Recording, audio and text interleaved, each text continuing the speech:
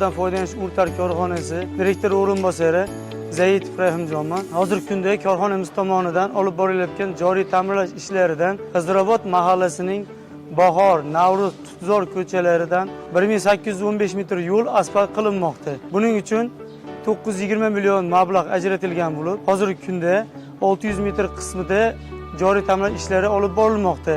Shulardan 10 ta ishchi, 6 ta samosval, 3 ta katok, 2 ta greyder hamda asfalt uklatchik texnikalari yordamida zamonaviy, sifatli hamda tez muddatda ishlarni bajarib berish ko'zda tutilgan. Mazkur yo'lni 3 kun muddat ichida foydalanishga to'liq topshiramiz.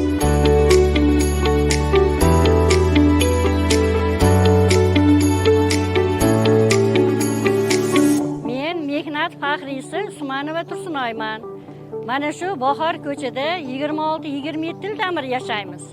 Bizni ko'chamiz aholisi nihoyatda inoq, bir-biri bilan juda chiroyli yashashadi. Bizni eng ko'p qiynab kelayotgan mana shu yo'limiz edi. Oldin chang edi, turpoq edi, qishda loy bo'lib ketardi.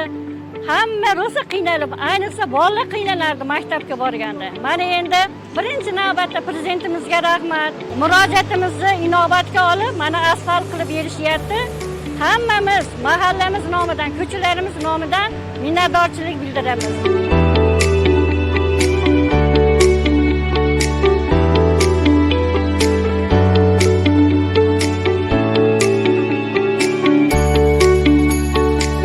Men mehnat faxriysi Damina Hojakban, yoshim 63 da. Bu yerga kelganimizga mana salkam 30 yil bo'lyapti.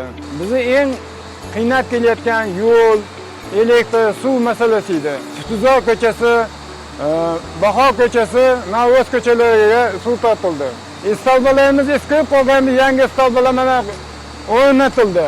Endi ko'chamizni tekis qilib, asfalt qilib berishyapti. Bu ishlarimizni boshida turgan prezidentimizga ming rahmat. Eng chekka mahallalarda ham shunaqangi obodonchilik ishlari bo'lyapti. Bu ishlarni ko'rib, albatta odamning ko'ngli yaraydi. Biz har bir duoyimizda yurtimizga tinchlik, osoyishtalik, baxt, saodat, dasturxonlarimizga to'kinlik tilaymiz. Shunaqa tinch bayramlar yarashadi. Bunda bunyodkorlik ishlari bardavom bo'lsin.